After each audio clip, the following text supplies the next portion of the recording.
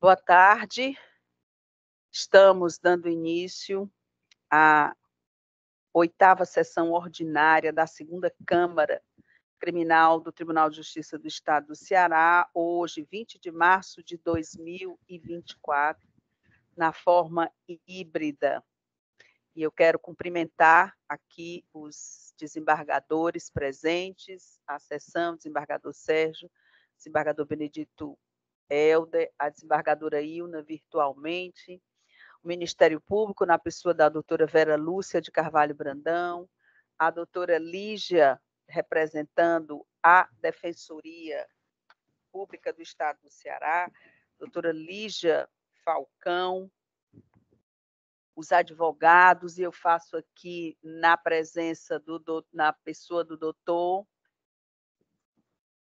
Francisco Edmagno, que está aqui na forma presencial, e a doutora Merijane Rocha, virtualmente. Cumprimento a todos os advogados, servidores, na pessoa da secretária Ana Amélia, do oficial de gabinete Alex Souza, e o pessoal da informática, o pessoal da segurança pública, os meus cumprimentos, e eu declaro aberta a sessão. E o primeiro item da pauta é a apreciação da ata da sessão ordinária número 7, de 13 de março de 2024. Todos de acordo? De acordo. Então, a ata está homologada. O número 2, aprovada, aliás, desculpem. Eu li homologar aqui e disse homologada, mas a ata está aprovada. O item número 2 é a homologação dos votos. Ficam as partes e os seus respectivos defensores cientes que a pauta número 8, disponibilizada por meio de publicação no Diário da Justiça Estadual e portal do Tribunal de Justiça do Estado do Ceará, com julgamentos na sessão ordinária hoje realizada, teve os processos submetidos ao sistema de voto provisório, com votação unânime, tornando definitivos os seus julgamentos nos termos do voto dos relatores, ressalvando-se os que têm destaque como pedido de vista, sustentação oral, entre outros, que acaso estejam pendentes de votação. Dentre esses processos, há o processo de número 6 da pauta, que é o habeas corpus 062-212446, da comarca de Croatá, cuja advogada é a doutora Merijane Rodrigues, que pediu sustentação oral hoje pela manhã. Doutora Meire, esse seu pedido de sustentação oral, ele fica indeferido pela norma que já se criou aqui na 2ª Câmara, de que os pedidos de sustentação oral têm que ser protocolados 24 horas antes do último dia útil da sessão. Então, infelizmente, mas eu vou ler aqui o resultado para que a senhora tome conhecimento. O julgamento por unanimidade foi ordem parcialmente conhecida e denegada. Obrigada, doutora. De nada, doutora. Boa tarde a todos. Boa tarde. E então, nós passamos imediatamente à lista das sustentações orais, que hoje está bem reduzida, diferente das sessões anteriores, não é? E o primeiro processo em julgamento é o habeas corpus 062-258178-2024, o número 2 do roteiro. Eu sou a relatora. E o advogado é o doutor Francisco Everaldo Coelho, é o doutor Francisco Edmagno Miranda Nunes, que já está postado aqui na tribuna. E eu vou ler o relatório. Cuida-se de habeas corpus com pedido liminar impetrado por Francisco Edmagno Miranda Nunes, em favor do paciente Francisco Everaldo Coelho da Silva, figurando como autoridade coator o juiz de direito da Vara de Delitos de Organizações Criminosas da comarca de Fortaleza, Ceará. Sustento impetrante, folhas 0114, em síntese, constrangimento ilegal, decorrente da ausência de fundamentação idônea da decisão que decretou a prisão preventiva do suplicante por ausência de seus elementos ensejadores, bem como apresenta condições favoráveis para a aplicação de medidas cautelares diversas da mais gravosa. Para tanto, pugna pela concessão de medida liminar em habeas corpus para conceder a liberdade do paciente com expedição de alvará de soltura. No mérito, pleiteia o conhecimento e a concessão da ordem. Documentação acostadas, folhas 15 e 81. O pedido liminar foi negado em 25 de fevereiro de 2024, as folhas 84 e 85, por não se ter verificado a presença dos requisitos autorizadores. A Procuradoria de Justiça, em 29 de fevereiro de 2024, manifestou-se pelo conhecimento do right e denegação da ordem, folhas 93 e 100. Vieram-me os autos conclusos para julgamento em 1º de março de 2024. Esse é o relatório, o que há de importante a ser aqui trazido para a trinca julgadora. De forma que eu passo a palavra, pelo tempo regulamentar, para o doutor Francisco Edmagno Miranda Nunes. Vossa Excelência tem a palavra, doutor.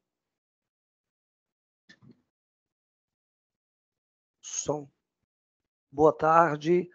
Eu gostaria de cumprimentar a desembargadora doutora Vanja Fontinelli Pontes, relatora e presidente da 2ª Câmara Criminal do Tribunal de Justiça do Estado do Ceará. Gostaria de cumprimentar o excelentíssimo senhor desembargador Luiz Parente, também excelentíssimo senhor desembargador Benedito Helder, e também a excelentíssima desembargadora Lígia, que está virtualmente. Ilna, desculpa. Gostaria de cumprimentar o representante do Ministério Público, da Defensoria Pública, os meus pares, colegas advogados que acompanham esta sessão criminal. Inicialmente, eu quero agradecer à desembargadora Vanja por ter me recebido ali no seu gabinete e ter me dado ali atenção diante dessa situação, desse processo, e ter me destinado ali 5 minutos, 10 minutos do seu tempo. Muito obrigado pela receptividade e pelo respeito que Vossa Excelência sempre tem com a advocacia. Tá? O julgamento que ora vem à baila trata-se de um habeas corpus impetrado em desfavor da decisão do colegiado dos juízes atuantes ali na vara de organizações criminosas do Tribunal de Justiça aqui do Estado do Ceará. E a defesa chama a atenção para alguns detalhes que julga ter passado desapercebido pelo colegiado ali de origem.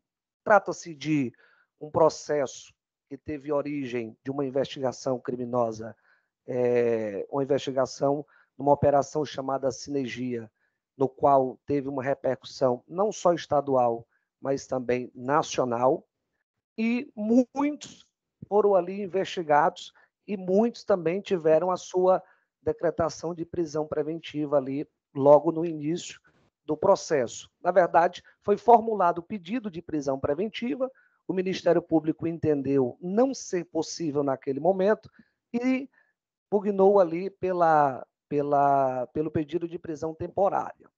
Mas, para a gente ser bem objetivo, sem muito arrudeios, o meu cliente, ele é réu primário, o meu cliente foi preso por força de um mandado de prisão temporária ainda em janeiro de 2022.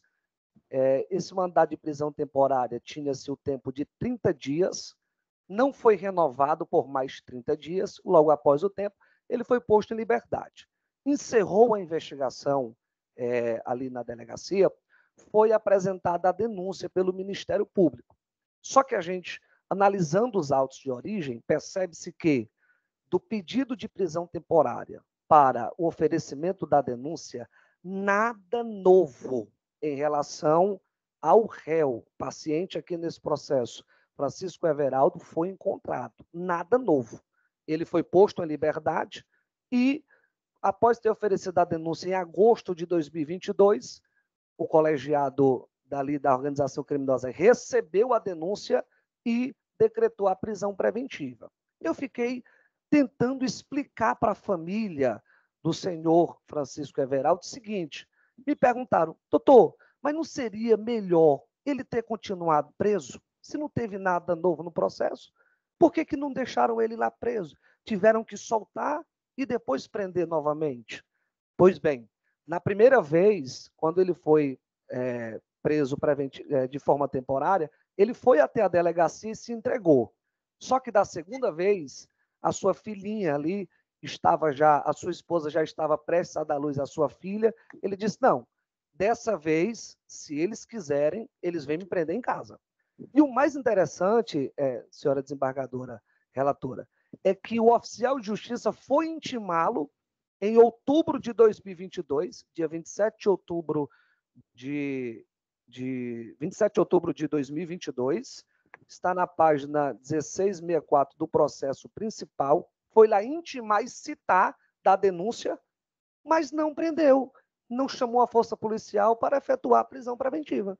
Ou seja, ele com mandado de prisão em aberto foi citado pessoalmente, conforme diz, intimado da decisão, mas não foi preso, ele também não se entregou por conta da sua filhinha. E também porque durante todo esse processo, ele ainda sequer foi ouvido.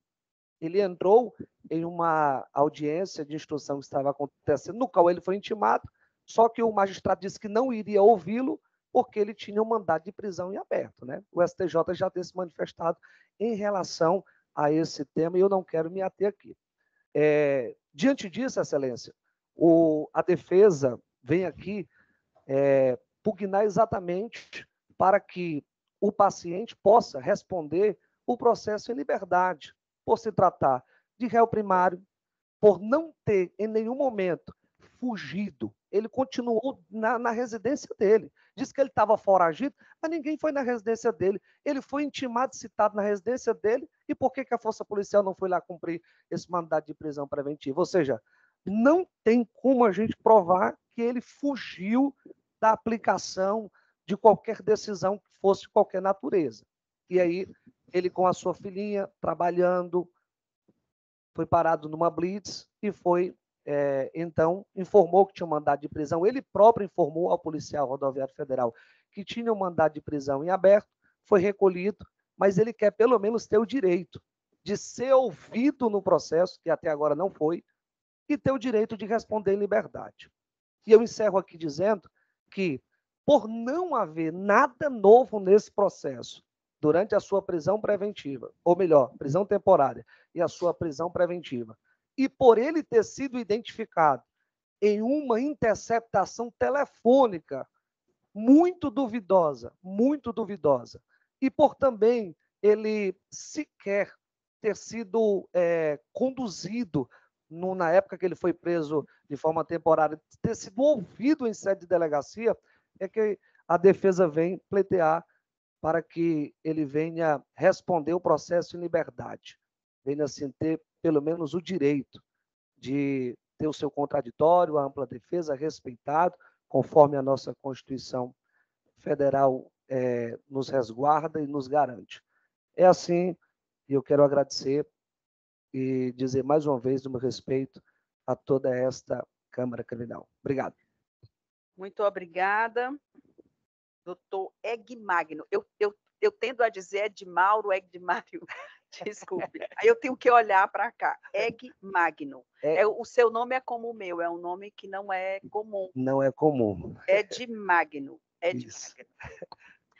Eu passo, então, agora a palavra à doutora Vera Brandão, como representante do Ministério Público, para, pelo mesmo tempo, regulamentar e fazer a sua sustentação oral. Vossa Excelência tem a palavra, doutora Vera. Obrigada, doutora Vânia. Antes, o meu boa tarde para todos. Excelentíssima senhora desembargadora, doutora Vânia Fontinelli Pontes, excelentíssimo senhor desembargador Sérgio Luiz Arruda Parente, excelentíssimo senhor desembargador Benedito Helder Biapina, Excelentíssima Senhora Desembargadora, doutora Ilna de Castro, doutora Ana Amélia, nobre secretária deste colegiado, doutora Lígia, defensora pública, doutor Edmagno Miranda, defensor do Ora Paciente, senhoras e senhores que fazem esta Câmara acontecer, colaboradores e funcionários. Eu ouvi atentamente a sustentação oral do doutor Edmagno. No entanto, eu ouso discordar de alguns pontos por ele apresentados.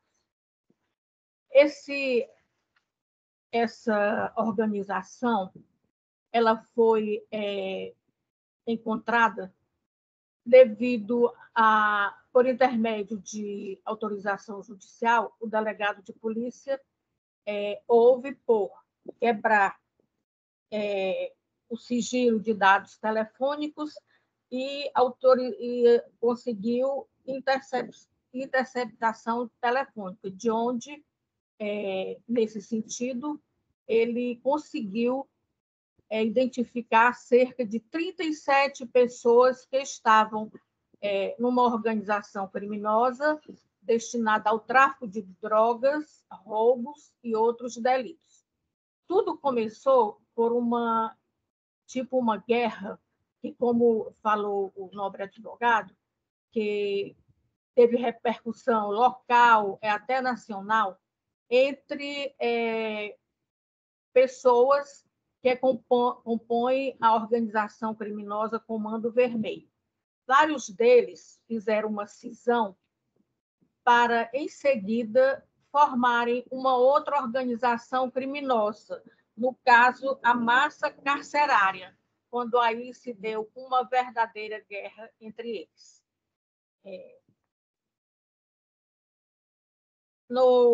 Ocorre que, em vários bairros de Fortaleza, esta organização está disseminada. Como assim? No bairro Barroso, bairro Messejana, Curió, Guajeru, Lagoa Redonda, Janguruçu, Parque Santa Maria, Coaçu, Ancuri, Palpina, São Bento, Ancuri, Pedras, Conjunto Palmeiras e adjacências, todos pertencentes à área integrada de segurança 3. Daí, fazendo as devidas investigações, o nobre delegado de polícia conseguiu iniciar as investigações e, como já dito, conseguiu identificar cerca de 37 pessoas, as quais queriam se desvincular da organização Grupo Vermelho para formarem uma outra organização, no caso, a Massa Carcerária. Todos nós sabemos, julgadores, que as organizações criminosas hoje têm assustado, tem muito assustado as nossas famílias, o nosso território cearense e todo o território nacional, porque eles se agregam, se juntam, planejam e cometem uma série de graves crimes, tráfico de drogas, roubos, estupros, homicídios e vários outros cometimentos delituosos. Alega ainda o nobre advogado que o juiz de primeiro grau não fundamentou devidamente o seu decreto preventivo, mas nós discordamos, porque a prisão preventiva fora decretada para o resguardo da ordem pública, cumprindo todos os requisitos do artigo 312 e seguintes da Lei Adjetiva Penal, tanto para resguardar a ordem pública como para a efetiva aplicação da lei penal. Urge ainda afirmar que o advogado do paciente asseverou que o Francisco Everaldo é primário, tem bons antecedentes, residência fixa. No entanto, ser primário, não ter antecedentes e residência, por si só, essas circunstâncias não bastam para a revogação do decreto preventivo. Por quê? Quem participa de organização criminosa, excelências, tudo indica que é portador de uma certa periculosidade. Ademais, o delegado de polícia, que preside a investigação policial, ouviu conversa, através da quebra de dados telefônicos, ouviu conversa do hora paciente com outros sobre o tráfico, sobre entrega e recebimento de drogas. Então, existem fortes indícios, tanto para a persecução penal, como para a manutenção da prisão cautelar do hora paciente. Como já dito, o delito é grave e a sociedade está temerosa porque nós, e como também a nossa família, os nossos filhos, às vezes ficam dentro de suas residências com receio, com medo de saírem, de irem às suas festas, seus encontros, por conta dessas pessoas que se associam e se juntam para praticarem os mais variados delitos. Vale ainda salientar que o paciente ele fora preso em agosto de 2022, fora decretada sua prisão no mês de agosto de 2022 e só fora preso no mês de janeiro do ano corrente, isto é, de 2024. Passando todo esse tempo, esse interregno, no dizer foragido, o que demonstra que tem, assim, culpa e que estava, naquela ocasião, fugindo com medo da justiça e para frustrar a ação da justiça. Então, excelências, não há nada nesse processo que venha a ser favorável ao paciente Francisco Everaldo. Eu tenho, com todo respeito ao doutor Edmagno Miranda, que fez uma boa sustentação dentro da sua possibilidade, nós discordamos totalmente dos dizeres, da fala do ora advogado. E, com base no parecer da Procuradoria de Justiça, eu discordo e opino pelo conhecimento e denegação da presente ordem. É só o que eu tinha a dizer e o meu muito obrigado. Obrigada, doutora Vera.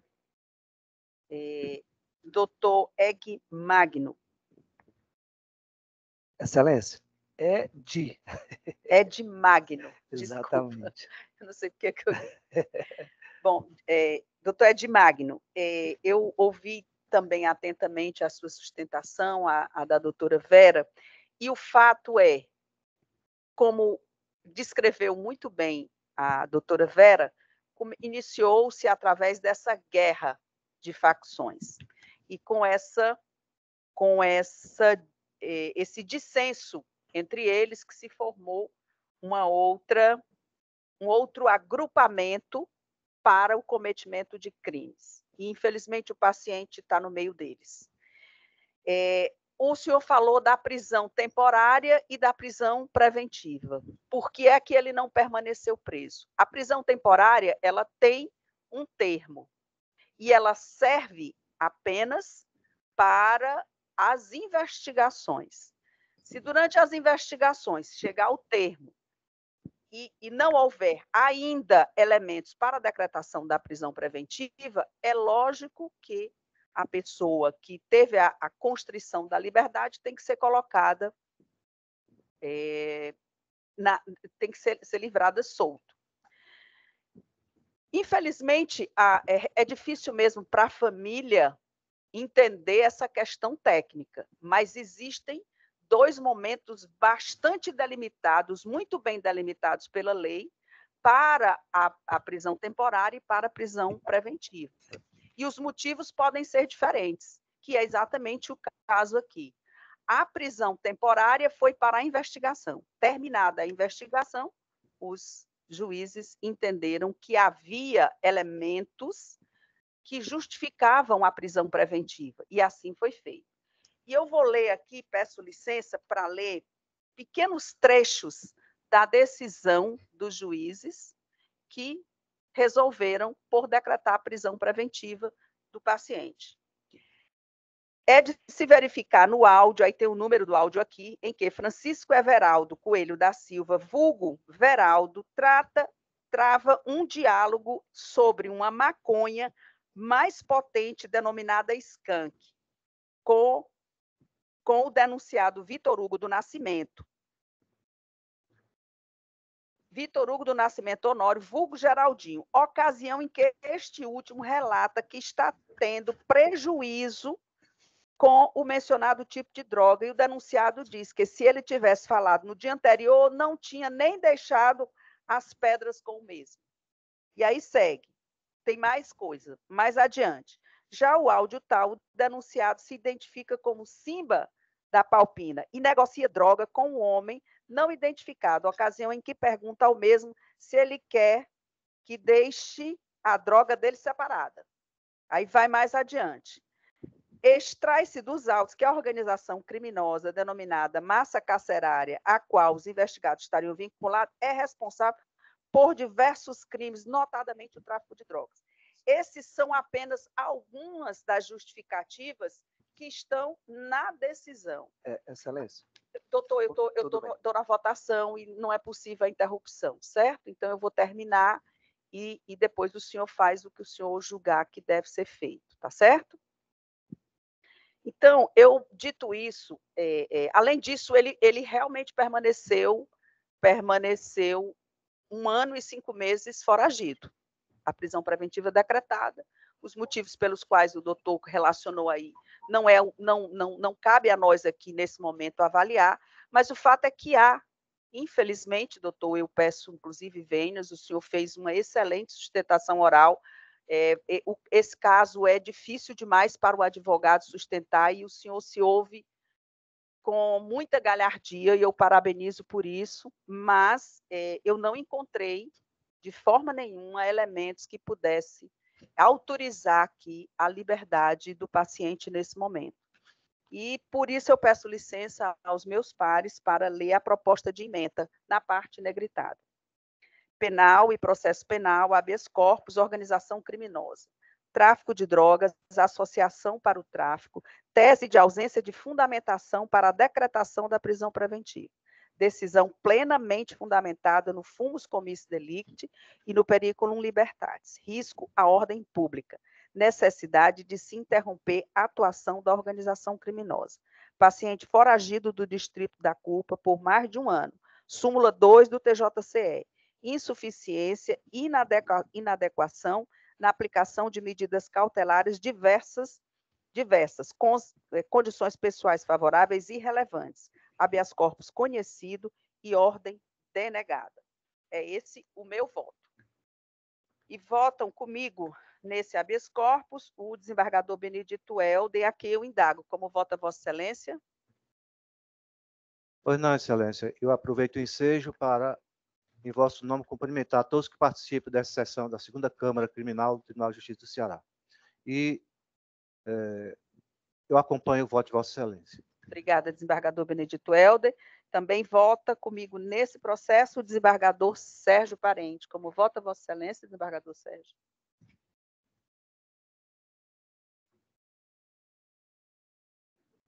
Aqui está.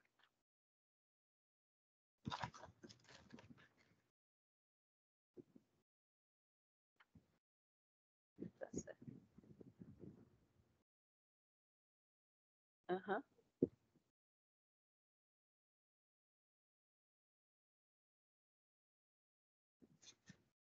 O 06-062-258178, esse mesmo. Tá aqui, perdão. Organização criminosa, tráfico de drogas, tese de ausência de fundamentação para decretar prisão preventiva, descabimento, decisão fundamentada, tudo bem, presidente. Tem até as anotações dele aqui, eu acompanho sim, perdão, eu que fiz o... Que é isso? Tá. Desculpa. Então, eu anuncio a decisão por unanimidade, ordem conhecida. Inclusive ele ficou foragido por 1 ano e 5 meses. É isso? É que o advogado disse que não. Ele disse que ele não foi. Ele foi citado nesse período e foi intimado. Eu não quero causar celeuma, não. É só para identificar. Tá. Tudo bem. Isso são questões que não dá para a gente discutir aqui, não é? Certo, é isso mesmo. Por unanimidade, ordem conhecida e denegada. Doutor Edmagno, meus cumprimentos a Vossa Excelência, seja sempre muito bem-vindo à segunda Câmara, mas infelizmente não dá, tá certo? Obrigado, Excelência. Uma boa tarde. E eu anuncio agora que o número 5 da lista das sustentações orais, a apelação crime 0001, 04695-2000, número 38 da pauta 8 da relatoria do desembargador Benedito Helder, os advogados Jefferson Lima de Matos e Alane Nayara Fernandes Martins estão pedindo a desistência e pedem apenas que anuncie, não é isso? Desistência da sustentação oral, e aí eu vou anunciar o resultado. Decisão por unanimidade, recurso parcialmente conhecido e improvido. Então, agora eu passo para a chamada sequencial da lista das sustentações orais. Então, é a número 1, que é o habeas corpus 06211-9428-2024, número 31 do roteiro da relatoria do desembargador Benedito Helder Ibiapina, e o advogado é o doutor Niefson Bruno de Oliveira Santos. Boa tarde, doutor Niefson.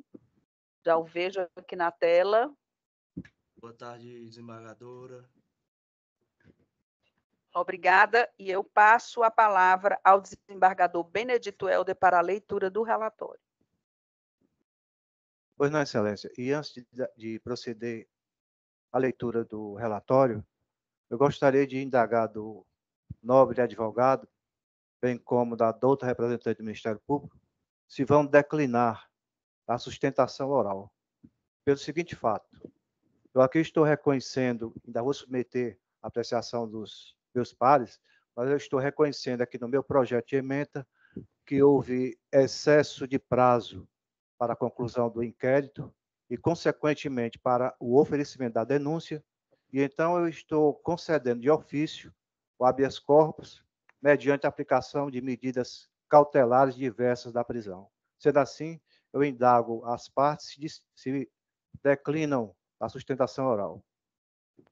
Excelência, boa tarde a todos. Boa tarde, desembargador Benedito. A defesa se dá por satisfeita. A gente sempre diz que a melhor sustentação oral é aquela que não precisa ser feita. Então, boa tarde e muito obrigado pelo trabalho. E a doutora Vera Lúcia? Excelência, eu também concordo. Eu declino da apresentação da sustentação. Pode prosseguir, desembargador. Pois não. Então, vou passar a leitura do projeto de ementa. Ementa habeas corpus penal e processual penal. Tentativa de homicídio, artigo 121, combinado com o artigo 14, inciso 2, ambos do Código Penal. Prisão em flagrante, convertida em preventiva. 1. Tese de carência de fundamentação do decreto prisional e ausência dos requisitos previstos no artigo 312 do Código de Processo Penal. Inocorrência, decisão que decretou a custódia preventiva do paciente e corréu devidamente fundamentada e lastreada em dados concretos colhidos durante a investigação policial. Indícios suficientes de autoria e materialidade. Presença dos requisitos do artigo 312 e 313.1 do Código de Processo Penal. Necessidade de garantia da ordem pública, gravidade concreta do delito, constrangimento ilegal não evidenciado. Condições pessoais favoráveis, por si sós, não são suficientes para autorizar a concessão da liberdade provisória. A ausência de afronta ao princípio da presunção de inocência. 2. Tese de excesso de prazo para a conclusão do inquérito e oferecimento da denúncia. Não conhecimento. Matéria que não foi apreciada pelo juiz de origem. Supressão de instância. Análise de ofício. Constrangimento ilegal configurado. Paciente preso há quase 4 meses. Demora injustificada na conclusão do inquérito policial. Prazo concedido pelo Ministério Público esgotado. Feito sem complexidade apta a justificar ultimação dos atos processuais. Precedentes do STJ e desta Corte de Justiça. Concessão da ordem de ofício com relaxamento da prisão do paciente mediante a aplicação de medidas cautelares diversas. Ordem parcialmente conhecida e na extensão cognoscível denegada. Concedida mediante cumprimento de medidas cautelares diversas da prisão.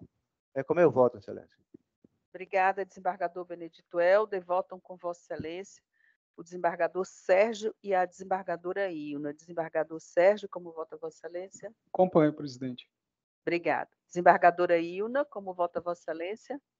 Acompanho o relator integralmente. Obrigada, desembargadora Ilna. E eu anuncio a decisão por unanimidade, ordem parcialmente conhecida e denegada, mas concedida de ofício, mediante o cumprimento das medidas cautelares diversas da prisão. Doutor Niefson, estou vendo que o senhor tem mais uma sustentação oral conosco, a próxima, portanto, eu não vou me despedir do senhor. Eu anuncio, então, eu chamo, então, o número 2 da lista das sustentações orais, é o habeas corpus 062-11-9695-2024, número 32 do roteiro, também da relatoria do desembargador Benedito Helder, a quem eu passo a palavra para a leitura do relatório. Pois não, Excelência, aqui, na verdade, se trata do CORREL. Então, foi estendido a ordem de habeas corpus também para o CORREL. Eu estou concedendo também aqui o habeas corpus. Ok. Os dois permanecem com a dispensa da sustentação oral, os dois, o advogado e o Ministério Público? Sim, Excelência, eu concordo. Então, desembargador Benedito Helder pode Pois anunciar a decisão. Pois não. Habeas corpus penal e processual penal. Tentativa de homicídio, artigo 121, combinado com o artigo 14, 2, ambos do Código Penal. Prisão em flagrante convertida em preventiva. 1. Tese de carência de fundamentação do decreto prisional e ausência dos requisitos previstos no artigo 312 do Código de Processo Penal. Inocorrência, decisão que decretou a custódia preventiva do paciente e corréu devidamente fundamentada e lastreada em dados concretos, colhidos durante a investigação policial. Indícios suficientes de autoria e materialidade. Presença dos requisitos do artigo 312 e 313.1 do Código de Processo Penal. Necessidade de garantia da ordem pública, gravidade concreta do delito, constrangimento ilegal não evidenciado. Condições pessoais favoráveis, por si sós, não são suficientes para autorizar a concessão da liberdade provisória. Ausência de afronta ao princípio da presunção de inocência. 2. Tese de excesso de prazo para a conclusão do inquérito e oferecimento da denúncia. Não conhecimento. Matéria que não foi apreciada pelo juiz de origem. Supressão de instância. Análise de ofício. Constrangimento ilegal configurado. Paciente preso há quase 4 meses. Demora injustificada na conclusão do inquérito policial. Prazo concedido pelo Ministério Público esgotado. Feito sem complexidade apta a justificar ultimação dos atos processuais. Precedentes do STJ e desta Corte de Justiça. Concessão da ordem de ofício com o relaxamento da prisão do paciente mediante a aplicação de medidas cautelares diversas. Ordem parcialmente conhecida e na extensão cognoscível denegada. De ofício concedida, mediante cumprimento de medidas cautelares diversas da prisão. É como eu voto, Excelência. Obrigada, desembargador Benedito Helder. E a mesma dupla vota com Vossa Excelência também nesse habeas corpus. Desembargador Sérgio e desembargadora Ilna. Desembargador Sérgio, como vota Vossa Acompanho, Excelência? presidente. Obrigada. De coerência, né? Até. Sim. Desembargadora Ilna, como vota Vossa Excelência? Acompanho o relator integralmente.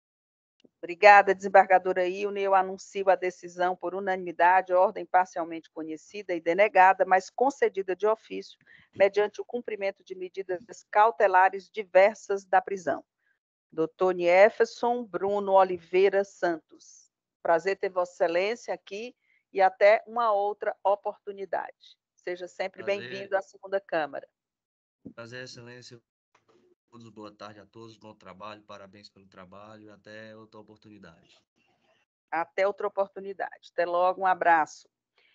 E eu anuncio o último processo da lista das sustentações orais, que é o número 4, é a apelação crime 02866863421, número 1 da pauta 5, da relatoria da desembargadora Maria Ilna Lima de Castro, e o advogado é o doutor Hannerson Rodrigues Ferreira. Doutor Hannerson, boa tarde.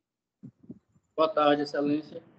Bem-vindo à segunda Câmara, doutor Hannerson. Obrigado. E eu passo a palavra à desembargadora Maria Ilna Lima de Castro. Boa tarde, presidente. Boa tarde a todos. Eu indago a defesa e ao Ministério Público se dispenso a leitura do relatório. Sim, Excelência. A defesa dispensa. O Ministério Público também dispensa a leitura do relatório? Doutora Vera? Sim, Excelência, dispenso. Ok, obrigada. Tá, devolvo a palavra ao presidente. Obrigada, desembargadora Ilna, e eu passo a palavra ao doutor Hannerson. Agora estou lendo para não errar. Hannerson Rodrigues Ferreira, pelo prazo regulamentar de 15 minutos para sua sustentação oral. Doutor Hannerson, Vossa Excelência tem a palavra. Bom, boa tarde a todos. Meus cumprimentos à excelentíssima senhora desembargadora, doutora Vanja, presidente dessa segunda Câmara, ao desembargador Sérgio Luiz Arruda Parente, desembargadora Ilna, relatora do caso, meus cumprimentos ao desembargador Benedito Helder, aos colegas advogados que já passaram, não sei se tem mais algum aqui, aos servidores, doutora Ana Amélia, sempre solícita, e a todos presentes. Meu boa tarde a todos. Bom, excelências, esse caso, ele se trata de uma ação penal pelo crime de estupro, certo? Que nasceu na denúncia, na verdade, como na sua modalidade tentada, era uma tentativa de estupro. E na sede de sentença condenatória, transformou-se em estupro consumado. A condenação veio como estupro consumado, apesar de na sua pena mínima, de 6 anos.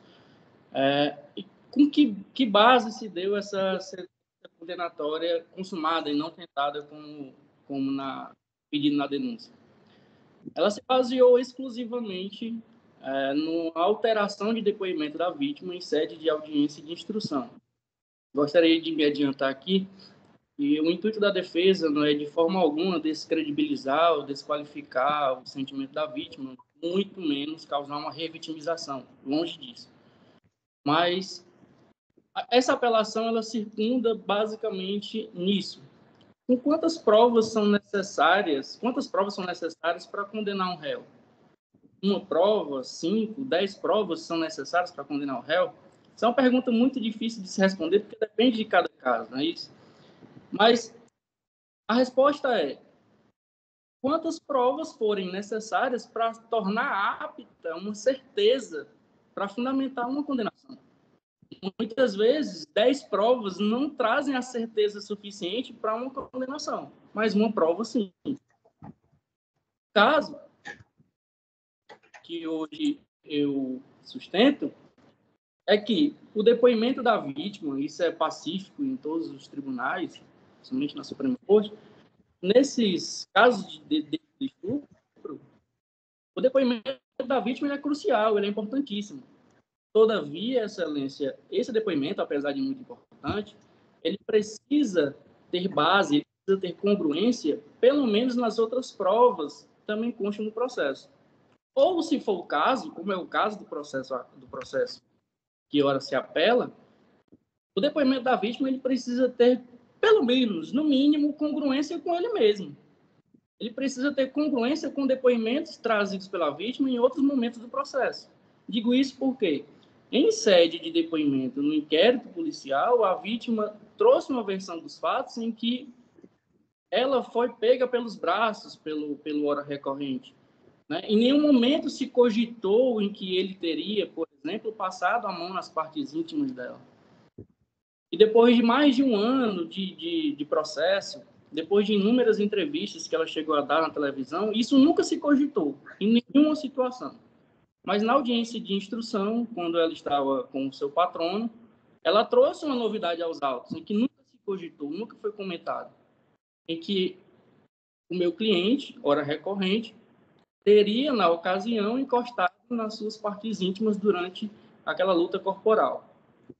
E através dessa alteração de depoimento da vítima, que vai contra todos os seus depoimentos anteriores, todas as suas oportunidades de fala, foi fundamento para uma condenação na sua modalidade consumada, o que trouxe enorme prejuízo em sede de condenação, em sede de pena, para o recorrente.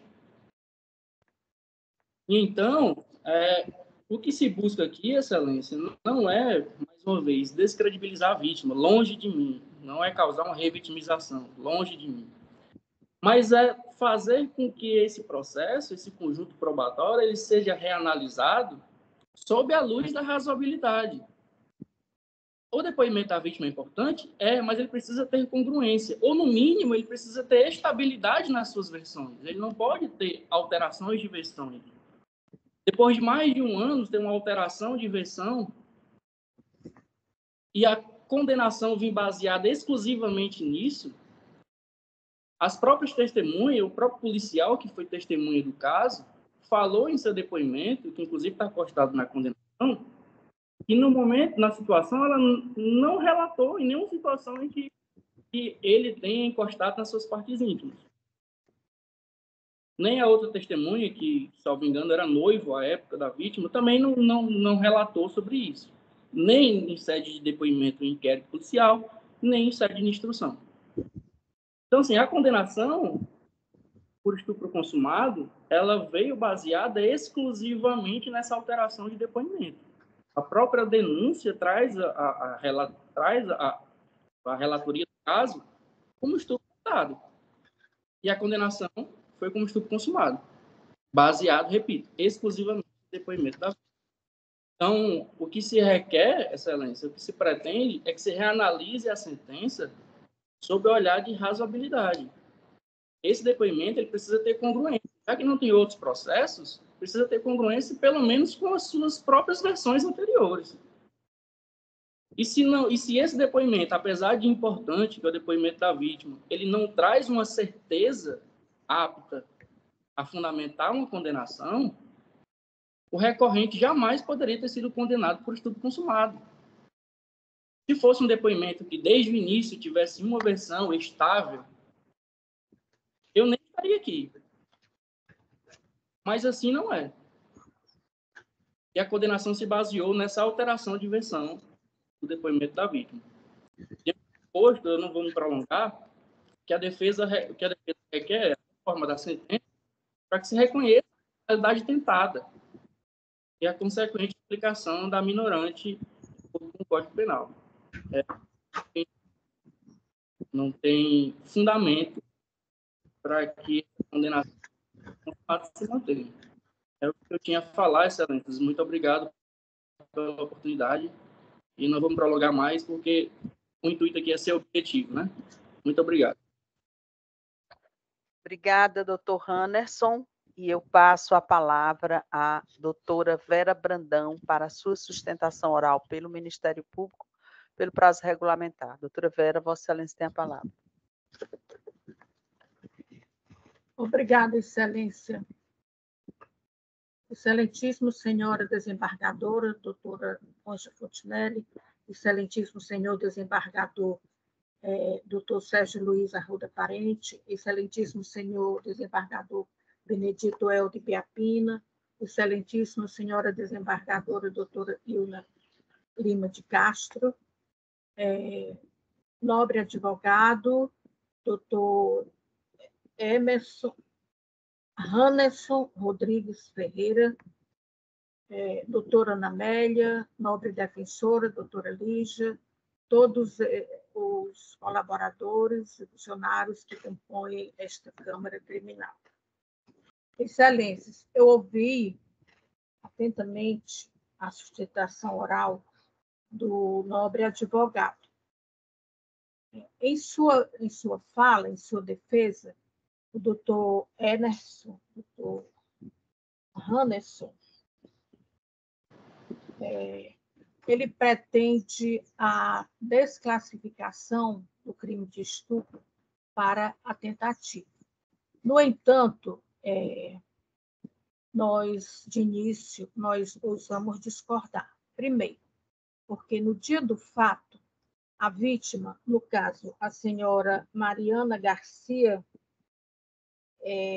de Ponte Melo, estava em seu consultório intentário, quando ali chegara o ora apelante, que havia marcado uma consulta para às 16 horas. No entanto, a doutora Mariana Garcia estranhou porque ele chegou um tanto atrasado.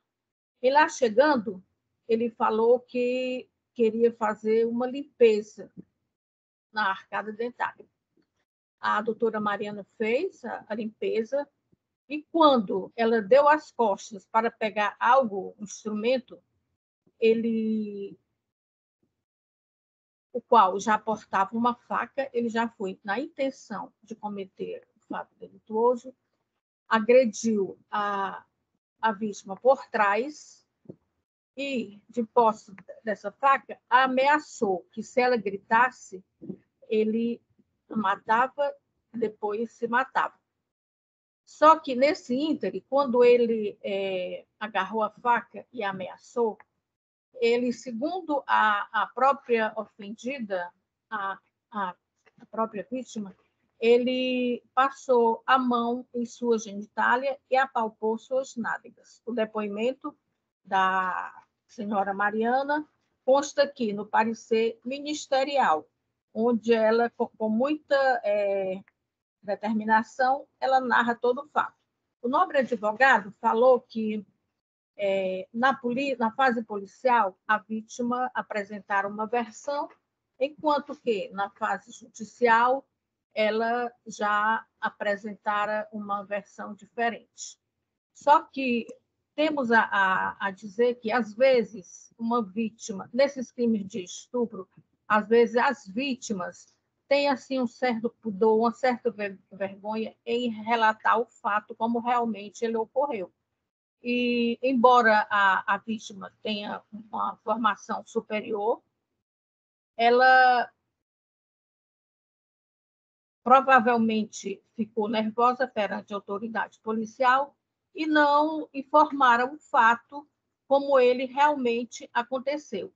Sabe-se que, nos crimes, nós, operadores de direito, que atuamos nessa área criminal, sabemos que a palavra da vítima, nesses crimes sexuais, eles têm suma importância, porque esses crimes geralmente são praticados fora da vista de testemunhas, são praticados na clandestinidade. Então, a palavra da vítima, desde que aliada aos elementos probatórios existentes nos autos, tem uma importância, tem suma importância. Podemos ainda afirmar que, quando, em sua petição, o nobre advogado diz que não houve uma prova material. No entanto, com essa nova sistemática, essa nova mudança dos crimes contra os costumes, hoje, praticar qualquer ato libidinoso, como apalpar, passar a mão, beijar, ele já constitui um crime de estupro, que anteriormente eram atos libidinosos diversos da conjunção carnal. Hoje, eles constituem o crime de estupro. Então, Excelências, segundo a prova dos autos, o paciente ele já tinha antecedentes criminais e tudo indica que ele chegou ali naquele local já de posse de uma faca, já com a intenção de praticar um delito. O crime é por demais grave e hoje não se sabe se é porque as vítimas hoje vão à delegacia, prestam declarações, fazem BO, e antigamente as vítimas se calavam e ficavam por isso mesmo. Mas nós temos a enfatizar que a prova dos autos é conclusa, o noivo da vítima, aliás, o paciente não, o apelante, só não praticou outros atos porque a vítima gritara e o seu noivo, que também é dentista, estava no consultório vizinho, ouviu os gritos da Mariana e, em lá chegando, tomou a faca do apelante.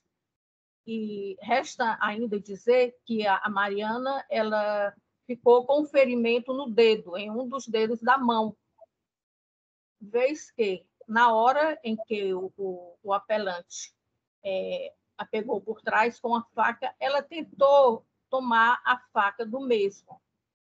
Não conseguira e tivera um corte em um dos dedos.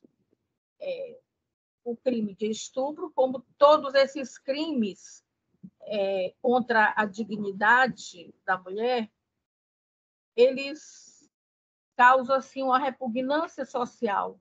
São crimes por demais graves. E geralmente praticados por pessoas que apresentam uma certa perigosidade, uma certa periculosidade criminal, como este apelante, que já ali chegara armado de faca, e até dissera que poderia matar a vítima, como também se matar. Então, Excelências, do que eu li na prova dos autos e no parecer da Procuradoria de Justiça, a sentença criminal foi por demais fundamentada e o juiz, o meritíssimo juiz de primeiro grau, avaliara com profundidade a prova dos autos e agira com a devida com o devido raciocínio e o bom senso, baseado também na lógica. Portanto, eu confirmo o parecer da Procuradoria de Justiça pelo improvimento, pelo conhecimento e provimento do recurso. É o que eu tinha a dizer. O meu muito obrigada. Obrigada, doutora Vera, e eu devolvo a palavra à relatora desembargadora Maria Ilna Lima de Castro. Obrigada, presidente. Presidente, eu vou pedir vista dos autos para uma reanálise do caso. Na próxima sessão, trarei. Ok, doutora desembargadora Ilna, julgamento suspenso. Então, nós estamos... Pronto, essa foi a nossa última sustentação oral. Eu estou achando até estranho, não sei como encerrar. Mas, né, algum requerimento? Não havendo requerimento, então, declaro encerrada a presente sessão, agradecendo antes a todos, a presença de todos os esforços para que nós estivéssemos aqui hoje, desembargadores, desembargadoras, servidores, voluntária, eu esqueci o nome, a Valdilene, que está aqui voluntariamente conosco já há 3 sessões, né? Enquanto a Ana Amélia... Aliás, eu acho que se ela ficar aqui para sempre, eu só não desejo porque é voluntária, né? Mas eu sempre agradeço aí a presença dela, de todos da Força Pública, e declaro encerrada a presença aos advogados, né? Tem que agradecer o Ministério Público, aos advogados e acho que só. Está tão esquisito que eu não estou nem sabendo encerrar aí a sessão. Cedo, pois é. Mas então, já feitos esses agradecimentos, estaremos, se Deus quiser, aqui na próxima quarta-feira. Até breve. Declaro encerrada a presente sessão. Boa tarde. Boa tarde. Boa tarde.